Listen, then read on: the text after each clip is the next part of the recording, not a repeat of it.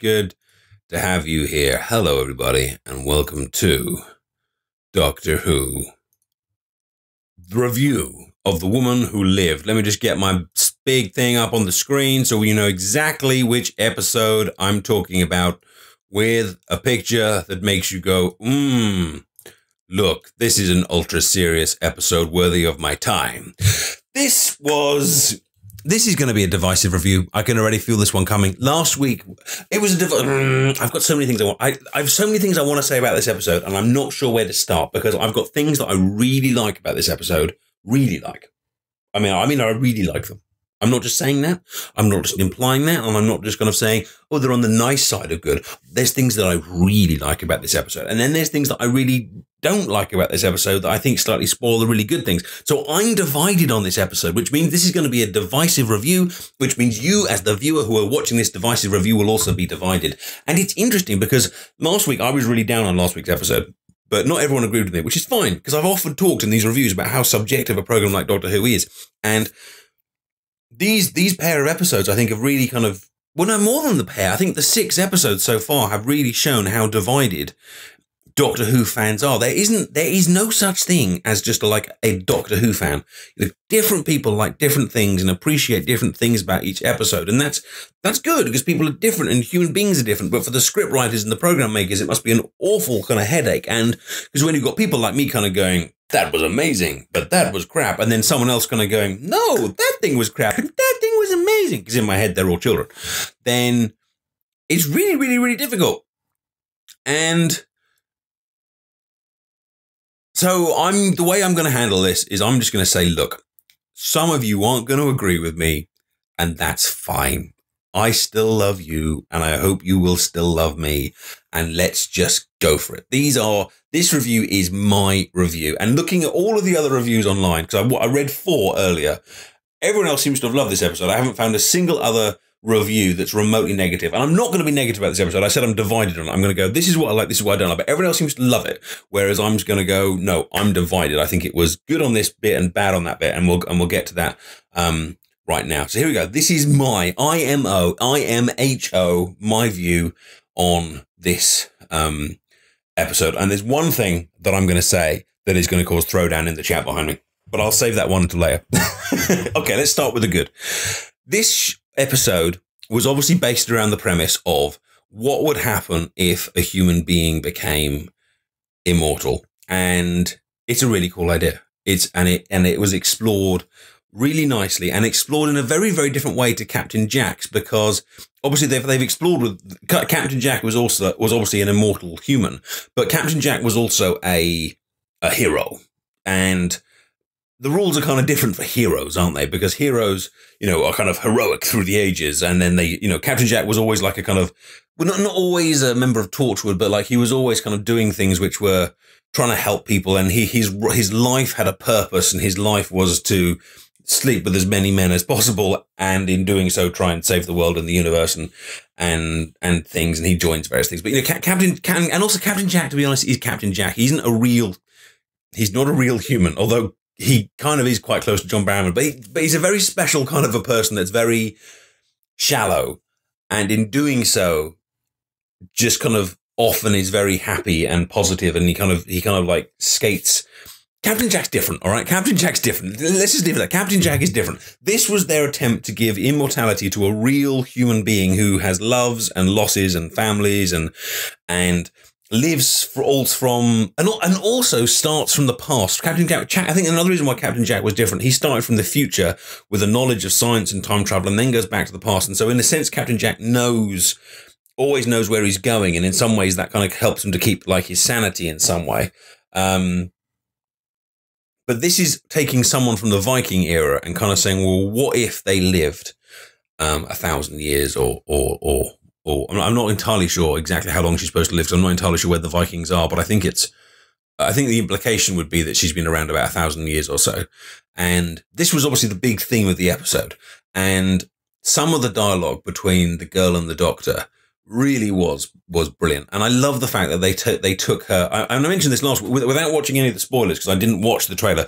I was kind of hoping they would go down a dark route with her, and they did.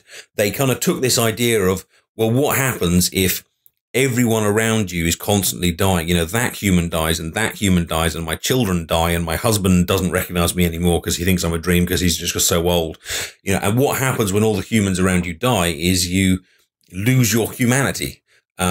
And they didn't use that exact line in the show, but they basically had that kind of implication, and it was really nicely done. I felt the way that she becomes this kind of, you know, she becomes me, doesn't even remember her own name, because obviously the human brain isn't designed to hold the memories from 10 or 20 different lifespans. Because as we all know, you know, can you remember what you did last week? I mean, I've got students at school. I kind of say, you know, what did you have period 2 today? And they look at me like, you know, type thing. And so the idea of being able to remember something from 200 years ago, you can see, you know, it was a nice little plot idea. That idea that she's not just being moody about not remembering her name. She really doesn't remember her name. And I just seen Digital Imposter there saying, I don't like how dark she was, how happy she was. I mean, I think the whole point of the episode was this kind of dark switch. And I really put, you know, in my opinion, I really liked it. You know, she's lived through a lot. She lived through the Black Death. She lived through various invasions and wars. She's decided to use her time to be skilled. She's been a princess. She got bored of that. You know, she's constantly kind of reinvented herself, but in doing so has lost all the people around her and has eventually ended up this kind of amoral void. And I think one of my favorite lines from her as the character was when it was in the scene with her and Sam. So I've forgotten their name. Sam the Sprat or something, whatever it was. Spiky Sam, Sam the Swift was in the bit where she's about to shoot him in the head. And the doctor says something along the lines of, if you kill him, you'll make an enemy of me. And she responds with, well, why does it matter? He's going to be dead soon anyway. And when I first heard the line, I was like, oh, is he going to be executed or something like that? And then I realized that, you know, a kind of moment later, the implication was, of course, is that she outlives everyone. Every human being other than herself is temporary and is, and to use that lovely language from later, you know, is a smoke. You know, passing smoke. They come and they go and they come and they go, but she is the constant. And so for her, human beings and any other living creature has just become something that will exist for a bit and then die, and their lives become meaningless because they are so brief. And that's dark stuff. And you know, you've seen my reviews before. You know, I like a bit of dark and, you know, a discussion like that. And it was. I think there was some really, really good, pretty dialogue. Pretty is probably the wrong word, but like metaphorical dialogue. And the scene with the doctor and Ashildr, or Lady Me in the chimney was good when she's talking about Clara, and she's like, you know, how many have you gone through? How many Claras? And so there's this parity between them in that she gets that he has lived a long, long time as well. And he gets that she's lived a long, long time as well. And it gives them this, they have an insight into each other that essentially, oh, Laura's just sent me a gift. Thank you very much, Laura. Oh, you're very kind. She just bought me the stick of truth. That's very, very kind. I will thank you later, but I'll move on with the review. They have an equality and an understanding of with each other that no one else has. And it reminded me of a scene with David Tennant and Captain Jack. And I mean, David Tennant was a great doctor, and his character was very, very friendly, but he was ridiculously patronizing to human beings, and you didn't often get it or see it. But, you know, he'd meet humans and be like, hello, I'm the doctor. But that's actually his way of kind of talking down to them. And sometimes he'd be like, you know, I'm a Time Lord. You know, shut the hell up. What the hell do you know? And he, you know, lovely, endearing doctor, but he had this gap between him and humans. He was always aware that his understanding was way above a human. But then there was the scene with the doctor and Captain Jack, and it was the scene when Captain Jack was in the radiation. It was on the Master's flying ship, whatever that was called, and Captain Jack was all in red and sweating and looking manly, and he was like pulling the radiation tubes, and the doctor's up against the window looking at him, and he's got like his hand up against the window in his glass, and the doctor's kind of looking at him, and, you know, it's not meant to be attractive or anything, but I'm not trying to rub my head in a kind of sexual way, but, you know, the doctor was doing that kind of stuff. But there was this, in that moment, there was this equality between the doctor and Captain Jack, and the way they spoke to each other. You know, the doctor was kind of like, you're wrong, you know, and all this kind of stuff. And it was this lovely dialogue between the Doctor, who finally meets someone who is equal to him, because that doesn't often happen, and the Doctor changes when that happens.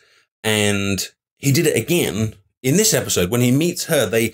He gets that she has this understanding that not many other people will ever have. This understanding that they share this idea that everyone else's lives are temporary. They watch everyone else be born and get old and die around them, and they will go on and they will go on and they will go on while everything else is just smoke or mayflowers. And I think I was talking about earlier, apparently, I know a mayflower is, sorry, a mayfly, not a mayflower. I knew a mayfly is something that only lives for 24 hours, but apparently they're daddy longlegs in the UK. I didn't realize they were the same creature, but apparently they are. And, I thought that was brilliant metaphorical language. You know, the Doctor basically kind of sees humans as these creatures that live for an instant and go, life! And that was another reason why that Sam character was there. Sam was supposed to be the opposite of Ashildr. He was the one that loved every single second. Even to the point of sharing a drink with his executioner at the end of the show, which is great. And, yeah, there was just lots and lots of really, really good stuff with this theme and what they did with her character and where she went. And it was dark and it was different. And then that lovely resolution where the Doctor was kind of saying, you know, I won't take you with me. And she was like, why? And he's like, it wouldn't be good. And you know where, I mean, if you've watched Doctor Who a long time, you probably know why he's not going to take her with her. But when the revelation came that it was because he needs the mayflies to, the people that love life and keep the kind of humanity there and keep the kind of compassion there, it works, because sometimes the Doctor does make decisions that look too much at the bigger picture, and he doesn't always save the individuals or think about the individuals. He does sometimes he does incredibly kind and generous acts, and sometimes he doesn't. I mean, the show's not completely consistent within itself, but, you know, for the point of this, you can see why he makes that choice. And I thought that was really good. I've got like a whole page of notes here, but I don't want to kind of extend the point really, extend the point too much. But the exploration of what would happen if a human became immortal was really nicely done. And I liked the way it held a mirror up to the Doctor. And again, we learned something more about his personality and his needs and his drives. And it finished with that scene with Clara in the TARDIS where Clara goes, you know, I'm not going anywhere. And the Doctor kind of looks over at her with this kind of like, you know, face. And, you know, you can read that two ways. I mean, there's a lot of foreshadowing this season that Clara is going, or something will happen to Clara, and that's fine. But even if you took that out of the equation, even if Clara was to stay with the Doctor for years and years and years and years, in the Doctor's eyes, she's still the Mayfly. And that was really nice. That was really nice. So well done. Are we ready for the negatives, or should we just stop the review there? Because I feel like I've been very, very positive and I've thrown out loads of good things. And that was... And I've almost persuaded myself now that it was a really good episode. But there was some serious issues in this. Okay, I think what happened is they went, well, right. Okay, so we've got this seriously dark main plotline. We've got this little girl who lives forever, who turns against everything that is human. She's going to watch her own kids die in front of her, in the Black Death. She's going to have her husband go, blah, blah, blah, blah, blah, blah, blah. She's going to, you know, I think they must have sat there and gone, you know, this is some serious dark stuff that's going to make the Doctor think about his, you know, the way his companions will just fall apart like dust in the wind. Thank you, Socrates. And, they kind of went, well, so we'd better make the rest of the episode really light and fluffy. So let's get every single medieval stereotype that has ever been done ever and play them all out for laughs to remove any sense of peril or drama in anything else they do. I mean, just look at the picture next to me. I mean, just look get it. I mean, do you need to see anything else other than that picture to go, well, that looks crap? Do you know what I mean? I mean, let's just go through the crappy medieval stereotypes we had. We had the Dick Whittington stereotype at the beginning. So of course we've got the lady with the ridiculously huge breasts who gets robbed but secretly fancies the person who she's robbing from. And then we've got the old stuffy guy who's in the thing going, who's obviously like 20 years older than everyone else. And then we've got the then you've got the two guards, you know, Tweedledum and Tweedledee. You know, you've always got two guards. All right, then, what's going on here? Well, I don't know what I'm doing. Oh, I've just shot the ceiling. Oh, my God. Oh, wait. What's that? £20? Comic relief? I'm just here for comedy relief. Type of thing. Then you've got the, and then you've got the showdown between this character and Sam the Swift, which is, they're all pointing guns at each other, and yet they're all making jokes, or as the Doctor would call it, banter. No banter. I mean, these are desperate highwaymen that's being played completely for laughs. Let's think of the real life circumstances of this. This was life and death situations where these men and women decided to steal and rob from the rich. These were desperate thieves who were cutthroats. I mean, the whole thing about stand and deliver your money or your life is the implication is that they would kill you. These were cold-hearted killers, and there they are bantering all over the place. What other stereotypes did we have? The medieval crowds were all stereotypical. You know, the guy going, oh, I've slept with all of you. Oh, I have. That's my missus. Oh, that's my wife. And, oh, God, every character was just a freaking medieval stereotype. I mean, you could have, I said this to Clara, and it was like watching Horrible Histories. If you're not in the UK, sorry, but we've got a TV show called Horrible Histories where they teach you history through comedy sketch shows. And it's a brilliant show, but it was like they took the Doctor and just plonked him into an episode of Horrible Histories, and everyone's like, all right then, how you doing? What's going on here? £20 or what? Oh, I'm going to shoot you in the gun. No, you're not. Look, the gun doesn't even work. Let me just take that gun off you. Oh, I got the gun. Let's roll around on the floor. Oh, God. Really? Then the lion, and I wrote this down because I couldn't actually believe they said it. The lion from the planet Leonian called Leandro. Let me just say that again so you know that this isn't a dream or a typo or the microphone's gone a bit bad. The lion from Leonian called Leandro. I mean, could they hammer that ridiculous lions are called Leo thing any further into the skull on that? And, oh my God, the makeup on that thing was terrible. Like, it wasn't terrible as in it looked unconvincing. It was terrible in that it just looked like a really crap alien. It's like they kind of went, whoa, you know, those ghosts that we had in episode 3 and 4, they were way too scary. So what we need now is 2 episodes where the enemies look about as scary as my spork. And so they just went for that stupid thing with the eye patch and the big horns, and then they decided to go for like a big kind of lion thing that's like, look, I've got glowing eyes, because it makes me look scary. But then when you see me in the light, the glowing eyes disappear, and it turns out it wasn't even a plot point. It was just there to make me glow in a bush. And I mean, I did think for a minute when he first popped up, I was like, oh, this could be a reference to Survival, which is a good 7th Doctor episode with the cheetah people, but they didn't seem to go down that route. He just seemed to be a lion from Leonian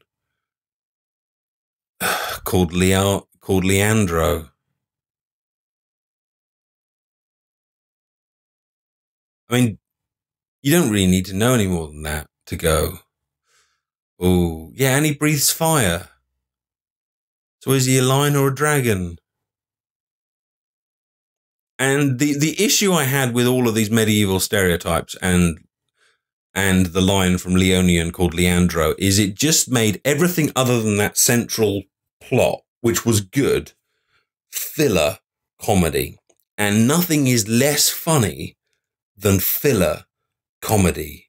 Do you know what I mean? The funniest bit, the only bit of the episode that made me laugh, the only bit, And things, I like a laugh. I mean, you know, everyone's sense of humor is different, so it's fine. So if you thought the episode was hilarious, then that's fine. But the only bit that made me laugh was when Sam the Swift was right at the end having a drink with his executioner, because it wasn't an overblown joke. It wasn't like a right in your face joke. It was like a little, you know, blink and you miss it moment where he's having a laugh with the executioner. You know, it's those kind of things are far funnier than things that are supposed to be funny. And oh God. I have another complaint that is going to be divisive. Okay. I'm divided on this episode. My biggest complaint was the medieval world being played for laughs. The good thing was all the things. This is the thing that's going to be divisive. Let's wait for this to go to this, wait for this to go nuts. Peter Capaldi is amazing. An incredible actor. But both I and Clary thought the rest of the acting was not good. And that includes her. And it includes Sam the Swift, whatever it was. Sam the Swift, I'm actually more forgiving of, because he was basically kind of told, play a wacky medieval stereotype. And he did. He played a wacky medieval stereotype. But her, I don't believe her. I don't believe who she says she was. I've seen. I know I'm going to be in the minority on this one because I've seen all the other reviews. I've seen 2 or 3 of the other reviews were like, "Oh my God, she's amazing! She got so much. She got to do so many different things. She got to show so many different kind of parts of her personality or acting abilities." I thought she got to show that she couldn't do it very well and just always looked like a kind of spoilt kid going, lots.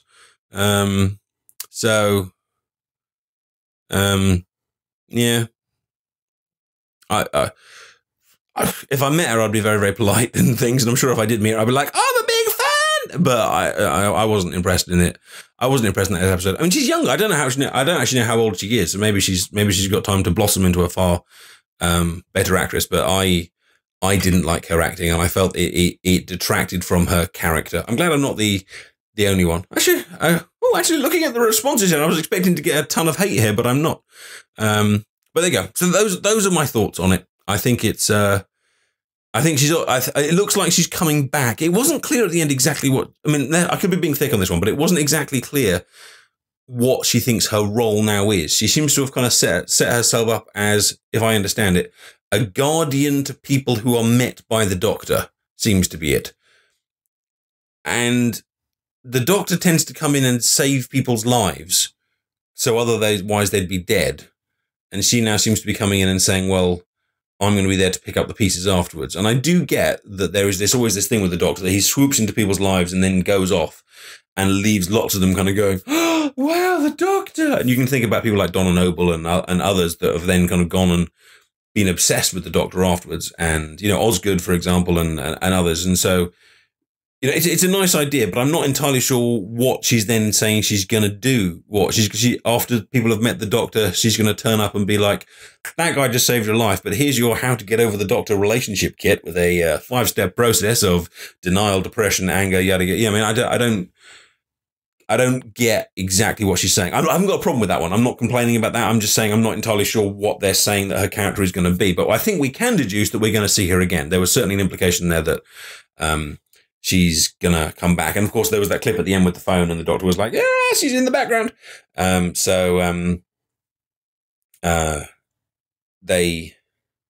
then again, you never know, because they might do. I've just seen Agrijack here say, that it might just be a Stephen Moffat thing of kind of going, yeah, we're just going to float this character into history and we'll just let it go, along with the Doctor's daughter and everyone else. But it's cool. So I go back to what I said at the very beginning.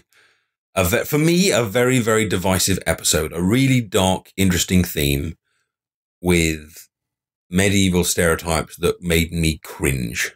I think, let's just go a little bit meta episode for a minute. I think Doctor Who's got a bit of an identity crisis, because I was thinking about this afterwards, because I made a big speech earlier, I made a big speech a few weeks ago where I said, Doctor Who's a great show because it appeals to everyone. It appeals to kids. It appeals to adults. It appeals to people that like dark episodes. It appeals to people that like light episodes. It appeals to people that like comedy. It appeals to people like this, that, it's the all-encompassing family show. But after the last 4 episodes, maybe even more, maybe even this whole series, I wonder if it should, not if it can, but if it should, because there's people like me that are gonna like the mentally based, serious, dark, thoughtful, dramatic episodes, and then there's going to be people that like, I'm a wacky Viking, and I'm Sam the Swift, and there's not a lot of crossover between those two things, and I think they tried it yesterday. And I wonder if Doctor Who's got a little bit of an identity crisis in that it can't be everything to everyone all the time. So you're always going to be annoying someone. I mean, imagine if, and I'm making jokes to illustrate my point here, but imagine if you were a big fan of like Orange is the New Black or House of Cards, and you tuned into an episode, and all of a sudden this really dark drama, sex-filled thriller turned into, hi, let's all make wacky jokes, and look, there's a new inmate who's got a banana on their head. Oh, great. And I'm not talking about the occasional joke, because the occasional joke is great. But, you know, if you suddenly had a really dark series that suddenly went silly, you'd be like, hey? And if you went the other way, you know, if Izzy's watching an episode of, you know, In the Night Garden or Hey Dougie, and all of a sudden one episode has like, you know, demons coming out of the grass, you'd be like, ah! I think it's an interesting, I wonder if Doctor Who's spreading itself a bit thin in that it can't be what everyone wants all the time. But it's going to be fascinating to watch. And I am, despite my moans over these last two episodes, I think yesterday's was a good episode with some serious flaws. I didn't like the Viking episode at all, but I think for a series to have 6 episodes and to have 4 of those be excellent, 1 of those be duff, and 1 of those to be divisive, I think is not bad going at all. So for those people that are saying that it is one of the best series of Doctor Who ever, I'm still absolutely with you. And obviously we all knew that the good stuff couldn't last. And in fact, you know, if you're watching this on YouTube, I have had people comment on the YouTube stuff that they thought the Davros episode was so terrible that they're never watching again. So maybe there's other people kind of going, oh, thank God for the wacky medieval things. Doctor Who's back to where it should be. So who knows? But it's an interesting way we're going. Now, obviously, the Clara thing is coming, whatever the Clara thing is. But I should say I really like the Clara thing, because when they've done like so-and-so's going to go in the past, it's always been like they're going to, you know, they're going to die for some reason, or you've got like the Doctor kind of going, you know, I'm going to Trenzalore, it's the place I die. But this one's a lot more different. This one is more like a sense of foreboding with Clara, and just more like kind of hints that her time is coming to the end. Like she's getting a lot more slapdash. She's getting a lot more confident. She's getting a lot less compassionate. She's getting more kind of like, yes, let's just run into danger. You've got things with the Doctor kind of going, you know, how many Claras have you actually kind of been through, and looking at her with a kind of like type feel. You know, I like it because it's done very, very differently. And, you know, however and whatever they decide to eventually break up this pair, I like the way that it's being led up to, not with like in your face, like there's someone banging drums, which was good. I'm not complaining about that, but it's not being done that way. It's not being done with like a clip to some other, you know, Missy or someone all the time going, you know, Clara, you've got only 3 days left or something like that. You know, it's all being done with this feeling of dread that this can't last. You know what I mean? And it's nice. So I'll finish that with that on a positive, that it's,